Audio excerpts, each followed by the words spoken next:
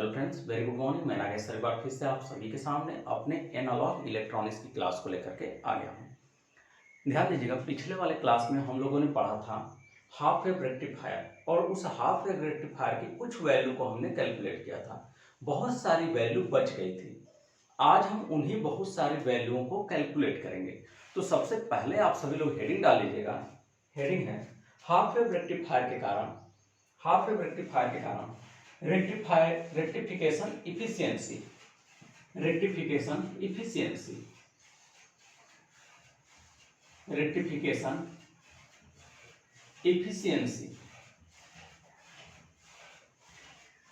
अब आप सबको पता है इफिशियंसी इक्वल टू होता है आपका output power upon input power. तो हमारा आउटपुट पावर क्या है भाई, आप सबको पता है इफिशियंसी इक्वल टू होता है आपका output power upon input power, input power ये होता है। और output upon input power into क्या होता है 100 होता है। आउटपुट पावर क्या होगा भाई, तो आउटपुट पावर क्या हमारा डीसी आउटपुट पावर है। इनपुट पावर क्या है एसी इनपुट पावर है। तो क्या हम इसे लिख सकते हैं percentage of efficiency is equal to DC output power, output power upon AC input power लिख सकते हैं भाई। इनटू क्या हो जाएगा भाई यहां पे इनटू 100 ये होगा। अब यहां पे क्या हो जाएगा percentage of efficiency is equal to DC output power क्या होगा भाई, तो पीडीसी होगा, PDC upon AC input power क्या होगा, तो पी एसी होगा, इनटू क्या हो जाएगा 100 ये होगा। अब क्या निकालेंगे भाई डीसी पावर की वैल्यू, पीडीसी बराबर क्या होता है, तो निकालेंगे डीसी आउटपुट पावर। हेडिंग है डीसी आउटपुट पावर। तो DC output power PDC, PDC बराबर क्या होगा भाई, आप सबको पता होता है P बराबर V इंटू आई होगा। तो ये क्या हो जाएगा वी डीसी इंटू आई ये होगा। तो ये क्या हो जाएगा भाई P DC is equal to V DC का मान क्या होगा I into R L, I into R L. तो ये क्या हो जाएगा आई आई आई स्क्वायर हो जाएगा। तो पी डी सी बराबर क्या होगा आई स्क्वायर आर एल, ये क्या हो जाएगा इतना वाट होगा भाई। तो ये हमारा क्या है पीडीसी बराबर आ गया आई स्क्वायर इंटू आर एल, इतना वाट हो जाएगा। अब हम क्या निकालेंगे इस आई की मान निकालेंगे, आई की वैल्यू क्या होगी डीसी के लिए। तो चलिए हम कैलकुलेट करते हैं, मिटाते हैं इसको इधर से।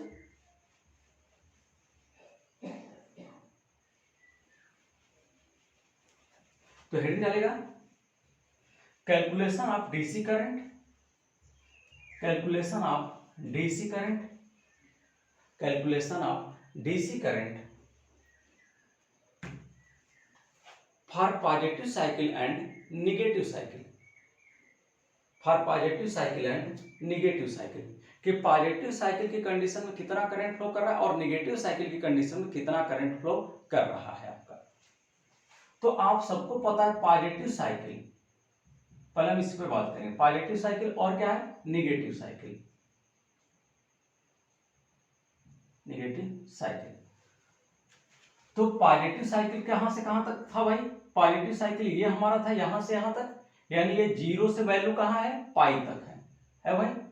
निगेटिव साइकिल कहां से कहां तक था, तो ये हमारा क्या था इसी के आगे जब ये जाएगा इस तरह से तो कहां से कहां तक जाएगा पाई से जाएगा 2 पाई तक जाएगा भाई। तो ये जो हमारा पॉजिटिव साइकिल होगी, पॉजिटिव साइकिल कहां से कहां तक होगी जीरो से पाई तक होगी। निगेटिव साइकिल कहां से कहां तक होगी, तो वो होगी पाई से 2 पाई तक होगी, होगा भाई बताइए। तो ये हो जाएगा पाई से, ये जीरो से पाई तक होगा पॉजिटिव साइकिल, निगेटिव साइकिल पाई से 2 पाई होगी। तो जब हम एक पूरे चक्र के लिए निकालेंगे तो पूरे चक्र के लिए क्या करेंगे भाई निश्चित समाकलन का प्रयोग करेंगे, क्योंकि इसमें वैल्यू निश्चित दूरी तक जा रही है। ये जीरो से लेकर के 2 पाई तक जा रही है, यानी निश्चित दूरी तक जा रही है, इसलिए हम क्या करेंगे निश्चित समाकलन करेंगे। तो यहां क्या हो जाएगा I D C is equal to, I D C is equal to यहां क्या हो जाएगा भाई निश्चित समाकलन में क्या करेंगे 1/t, ये होगा 1/t। और कहां से कहां तक, 0 से t तक, 0 से t तक। t का मतलब क्या है, 2 पाई है, 0 से 2 पाई तक है। तो ये ले लेंगे 1/t, और ये क्या हो जाएगा 0 to t, और ये क्या हो जाएगा i into D theta, i into D theta होगा भाई। तो ये कर लीजिएगा i इंटू डी थीटा। अब ये क्या हो जाएगा I D C is equal to 1/t है, तो हम क्या लिखेंगे 1/2 पाई। ये कहां से कहां तक हो जाएगा, 0 से 2 पाई तक हो जाएगा। और ये क्या भाई आई का, अब आई जो है वो आई कौन कौन सी आई है, तो आई जो है फॉरवर्ड बाइस की आई है, तो यहाँ आई एफ लिखेंगे। और एक रिवर्स बाइस की करंट है, तो एक रिवर्स बाइस की करंट है, एक फॉरवर्ड बाइस की करंट है, तो एक लिखेंगे आई एफ और दूसरा क्या लिखेंगे आई आर, यानी रिवर्स बाइस की करंट। और ये क्या हो जाएगा डी थीटा, ये होगा भाई। अब I D C is equal to क्या होगा 1/2 पाई, ये क्या हो जाएगा 0 to पाई होगा भाई। 0 to पाई में क्या हो जाएगा आई एफ होगा, 0 to पाई में क्या हो जाएगा आई एफ, और प्लस पाई से 2 पाई में क्या हो जाएगा डी थीटा, प्लस पाई से 2 पाई में क्या हो जाएगा आई आर का डी थीटा। तो वहां जो आप लिखे होंगे, अगर पिछले वाले लेक्चर में आईडीसी लिखे होंगे तो वहां आईएफ बना लीजिएगा, वो आईएफ की वैल्यू निकल के आई थी, क्योंकि फॉरवर्ड बायस के लिए निकलवाए थे, एक बार रिवर्स बायस के लिए। तो फॉरवर्ड बायस में वो आईएफ आई थी, और रिवर्स बायस में आईआर की वैल्यू क्या थी भाई 0 थी आपका। तो आईएफ जो आया था वो आपका पिछले वाले लेक्चर में आया हुआ है, वहां आईडीसी होगा तो उसको हटा करके उसको आईएफ बना लीजिएगा आप लोग। तो आईडीसी इज इक्वल टू क्या हो जाएगा भाई 1/2 पाई, ये क्या हो जाएगा भाई 0 से पाई, 0 से पाई। आईएफ की वैल्यू कितना आई थी उसमें, तो आईएफ की वैल्यू आई थी I am sine omega T या साइन थीटा, क्योंकि थीटा बराबर क्या होता है ओमेगा टी होता है, प्लस पाई से 2 पाई, पाई से 2 पाई। और आप रिवर्स बायस में करंट निकाले थे, रिवर्स बायस में करंट क्या आई थी 0, तो ये क्या हो जाएगा 0 का डी थीटा होगा भाई। अब यहां हम कैलकुलेट करेंगे IDC equal to, IDC equal to तो क्या मिलेगा 1/2 पाई, और ये क्या हो जाएगा आई एम बाहर चला आएगा, तो आई एम यहां आ गया, ये क्या हो जाएगा 0 से पाई, और ये साइन थीटा का डी थीटा होगा भाई। अब क्या हो जाएगा IDC is equal to I M upon 2 pi, sine theta का क्या हो जाएगा माइनस कॉस थीटा, तो ये हो जाएगा माइनस कॉस थीटा। और कहां से कहां तक है 0 से पाई तक है भाई। तो जब हम इसको इसमें रखेंगे तो आईडीसी इज इक्वल टू आ जाएगा आई एम अपॉन 2 पाई, ये होगा इनटू क्या हो जाएगा भाई को माइनस कॉस थीटा है तो माइनस कॉस पाई हो जाएगा, माइनस कॉस पाई, और प्लस क्या हो जाएगा कॉस 0 अंश, ये होगा भाई।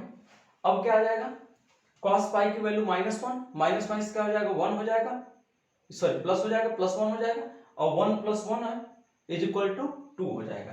तो आईडीसी बराबर निकालेंगे तो आई एम अपॉन 2 पाई, ये हो जाएगा हमारा 1 + 1, तो ये कितना आ जाएगा भाई 2 आ जाएगा। तो कितना आएगा आईडीसी बराबर, आईडीसी बराबर हो जाएगा यहां पर आई एम अपॉन 2 पाई, यही भाई इनटू क्या है 1 + 1 को ऐड करेंगे, 1 + 1 कितना हो जाएगा 2 हो जाएगा, तो यहाँ कितना हो गया 2, 2 से 2 निगलेक्ट होगा, तो आईडीसी बराबर क्या हो जाएगा भाई आई एम अपॉन पाई, ये होगा। तो आईडीसी बराबर कितना आ गया, आईडीसी बराबर आ जाएगा आई एम अपॉन पाई। अब क्या निकालेंगे भाई, अब निकालेंगे पीडीसी। पीडीसी कितना निकाले थे, पीडीसी निकाल रखे हैं हम I² RL निकाल रखे हैं, निकाल रहे हैं पीडीसी का मान, I² क्या है आपका RL है, तो ये पीडीसी में ये क्या है आईडीसी है, ठीक है ये आईडीसी है, ये आईडीसी है, तो इसको बना लीजिएगा आईडीसी कर लीजिएगा, आईडीसी आईडीसी कर लीजिएगा। तो ये क्या हो जाएगा भाई पीडीसी बराबर, ये क्या था फार्मूला IDC² इंटू RL, यही फार्मूला था। तो यहाँ पे पीडीसी इज इक्वल टू क्या हो जाएगा भाई, तो पीडीसी इज इक्वल टू हो जाएगा आपका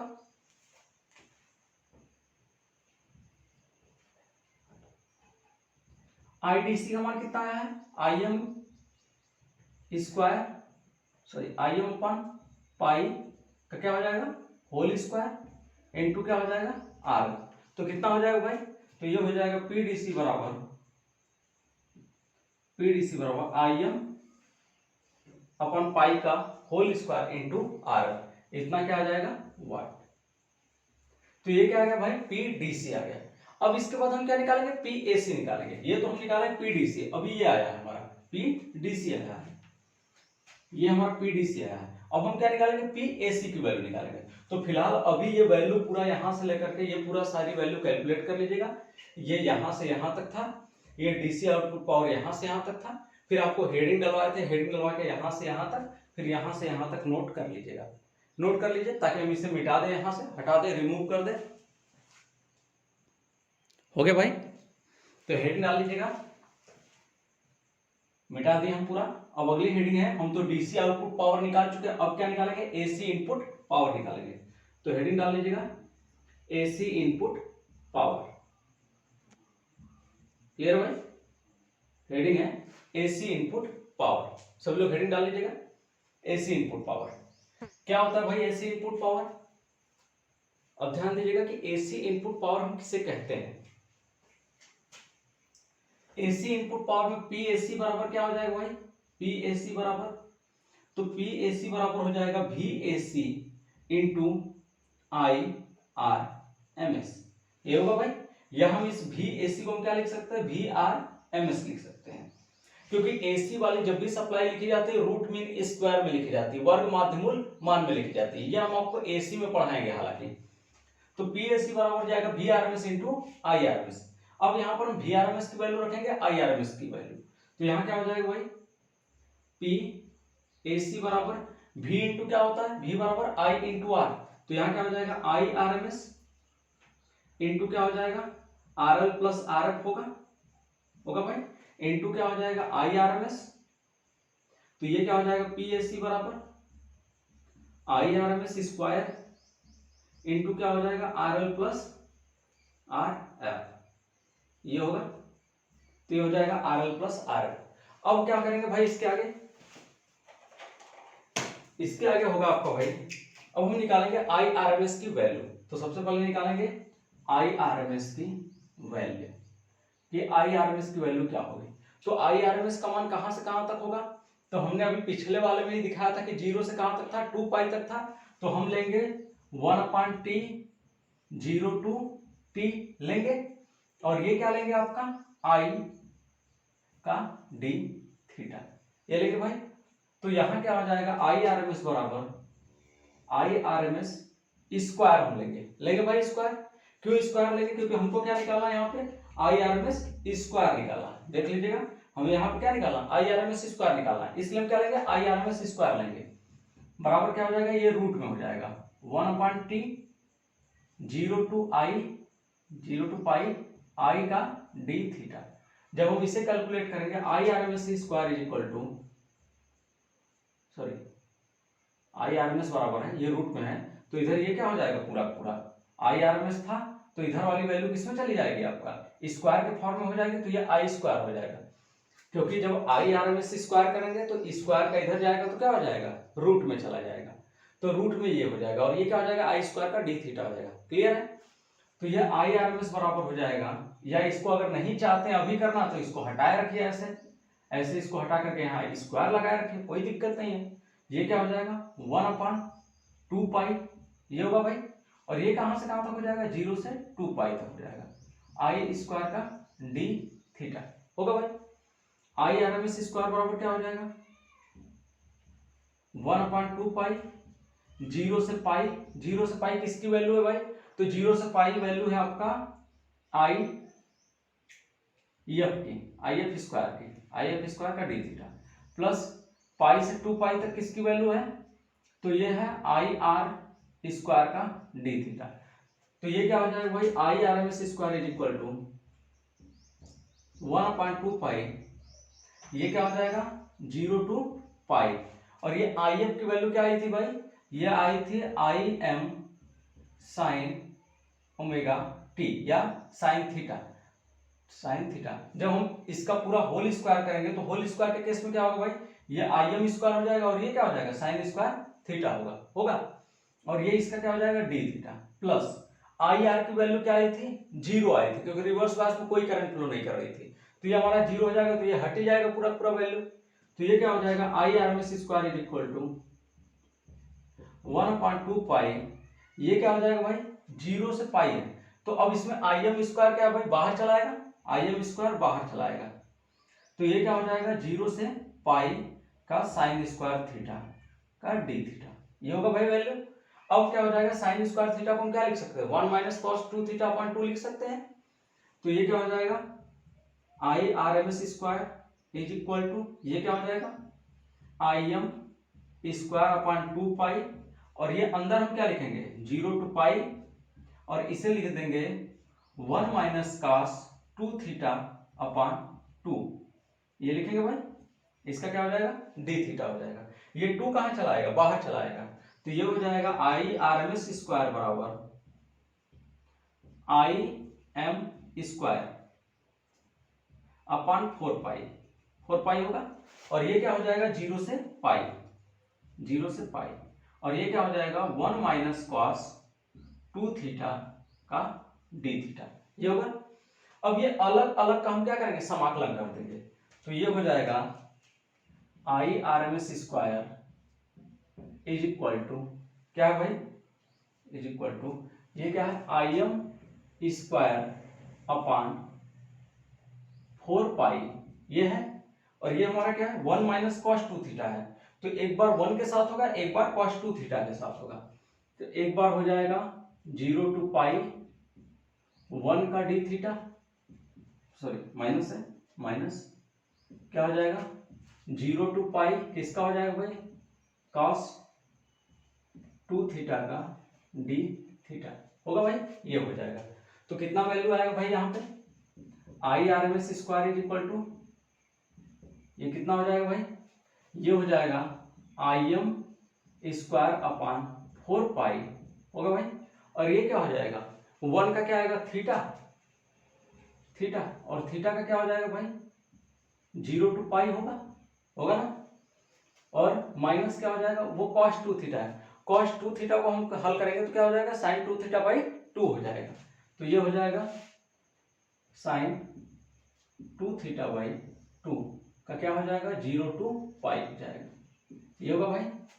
तो I R M S square is equal to हो जाएगा I M square upon 4 pi, ये होगा इनटू क्या हो जाएगा थीटा में क्या लिखेंगे पाई माइनस क्या हो जाएगा 0, तो माइनस ये 1/2 बाहर चलाएगा, तो 1/2 बाहर चलाया साइन 2 थीटा है, साइन 2 थीटा को हम हल करेंगे तो क्या हो जाएगा, तो ये हो जाएगा साइन 2 पाई माइनस क्या होगा भाई बताइए, तो ये हो जाएगा साइन 2 पाई और ये हो जाएगा साइन 2 इंटू 0, तो साइन 0, ये होगा भाई साइन 2 पाई माइनस क्या हो जाएगा साइन 0।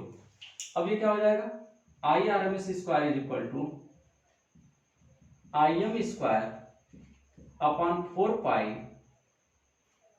और ये क्या आया है पाई, तो पाई हो गया माइनस 1/2 साइन 2 पाई, दिख रहा है आपको, ये क्या है साइन 2 पाई, साइन 2 का पाई का मान क्या हो जाएगा साइन 360 अंश, साइन 360 अंश हो जाएगा, साइन 360 अंश का मान क्या हो जाएगा 0, तो ये पूरी वैल्यू क्या हो जाएगी 0 हो जाएगी, तो 1/2 में अगर हम इसका मल्टीप्लाई करेंगे तो क्या आएगा 0 आएगा, तो सीधा ये पूरी वैल्यू ही क्या हो जाएगी आपका 0 हो जाएगी, ये पूरी वैल्यू गायब कर दी हमने। तो यहाँ क्या हो जाएगा I R M S square is equal to I M square upon 4, ये होगा पाई से पाई निगलेक्ट हो जाएगा, तो I R M S is equal to हो जाएगा आई एम स्क्वायर अपॉन 4 का होल स्क्वायर। अब हमने I R M S square के ऊपर जो था ये जो स्क्वायर था, स्क्वायर को हमने इधर भेज दिया तो रूट में हो जाएगा, तो आई आर एम एस बराबर क्या आ जाएगा आई एम अपॉन 2 आएगा भाई, तो ये आ जाएगा I R M S is equal to I M upon 2, इतना एम्पियर आएगा। अब क्या करेंगे इस वैल्यू को हम रखेंगे कहाँ पी ए सी में, यहां पर वैल्यू को रखेंगे, यहाँ पर वैल्यू को रखेंगे कौन सी, PAC वाली वैल्यू, यानी IRMS की वैल्यू हम यहाँ पर पुटअप करेंगे। तो जब यहाँ पुटअप करेंगे तो यहाँ इक्वेशन नंबर 1 मान लेंगे, लिख देंगे यहाँ इक्वेशन 1 में वैल्यू पुटअप करने पर, तो क्या हो जाएगा, PAC इक्वल टू ये हो जाएगा IM/2 का whole square into RL plus क्या हो जाएगा भाई, RL प्लस RF, ये हो जाएगा। तो ये नोट कर लीजिएगा आप। तो यहाँ वाले के ये वाला जो पॉइंट है, ये यहां से लेकर के यहां तक पॉइंट, ये यहां से यहां तक तो लिखे ही रहेंगे, फिर यहां से लेकर के यहां तक वाला पॉइंट इसके नीचे लिख दीजिएगा, यहां से लेकर के यहां तक वाला पॉइंट इसके नीचे आप नोट कर दीजिएगा, जिसकी वजह से क्या होगा, PAC की वैल्यू आपके पास आ आएगी। तो इस पूरे को नोट कर लीजिए भाई, वीडियो को रोक करके, तब तक हम इसे मिटा दें। हाँ भाई, नोट कर लिए, वीडियो को रोक के नोट कर लिए हैं। अब ध्यान दीजिएगा, अब हम यहां रखेंगे वैल्यू, PDC की वैल्यू और PAC की वैल्यू। PAC की वैल्यू तो ये आई है, PDC की वैल्यू क्या आई है, तो percentage of efficiency equal to PDC upon PAC into 100 था। PDC की वैल्यू क्या आई थी, percentage of efficiency equal to PDC की वैल्यू आई थी IM अपॉन पाई का होल स्क्वायर इंटू क्या आया था भाई, इंटू RL आया था, RL ये आया था भाई, अपॉन PAC की वैल्यू क्या आई है, तो PAC की वैल्यू आई है IM/2, तो IM/2 का होल स्क्वायर ये आया है, इंटू क्या आया है, RL प्लस RF, तो RL प्लस RF आया है, ये आया है भाई। अब क्या करेंगे भाई, अब आप यहां से परसेंटेज ऑफ एफिशिएंसी निकालेंगे, तो उस केस में क्या हो जाएगा, IM² अपॉन पाई स्क्वायर होगा, इंटू क्या हो जाएगा भाई, इंटू 4, रुकिए पूरा कर देते हैं इसको, अपॉन IM² अपॉन 4 इंटू क्या हो जाएगा, RL और RL प्लस RF है, तो RF को अगर हम निग्लिजिबल मानेंगे, अगर हम ये कह देंगे RL इज ग्रेटर देन आपका RF होगा भाई, तो इस केस में नीचे RL ऊपर RL से RL क्या होगा, निगलेक्ट हो जाएगा, तो सिर्फ क्या बचेगा, यही वैल्यू बचेगी। तो percentage of efficiency equal to हो जाएगा IM² upon pi square into क्या हो जाएगा, ये ऊपर चला जाएगा तो 4 अपॉन IM² से IM² निगलेक्ट होगा, तो percentage of efficiency equal to बचेगा 4 अपॉन, सॉरी 100 नहीं लिखे हैं, 100 लिख लीजिएगा, 100 लिख लीजिएगा, हाँ, तो 4 अपॉन पाई स्क्वायर इंटू क्या हो जाएगा भाई, इंटू 100 होगा। अब पाई का मान रखेंगे 3.14, इसकी वैल्यू को कैलकुलेट करेंगे तो यह आएगा percentage of efficiency equal to 0.406 into क्या हो जाएगा 100, तो percentage of efficiency equal to हो जाएगा 40.6%, यानी हाफ वेव रेक्टिफायर की एफिशिएंसी कितनी होती है, तो हाफ वेव रेक्टिफायर की एफिशिएंसी होती है आपका 40.6%।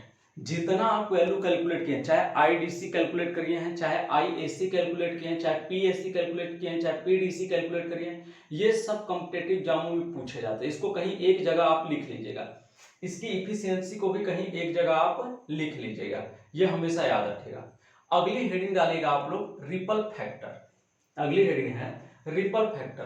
कल हम आपको कल वाले लेक्चर में रिपल फैक्टर ही पढ़ाएंगे कि रिपल फैक्टर क्या होता है, उसी पर हम बात करेंगे। तो आपको पता रहे कि कल का लेक्चर क्या है, इसलिए आपको पहले ही बता दिया जा रहा है।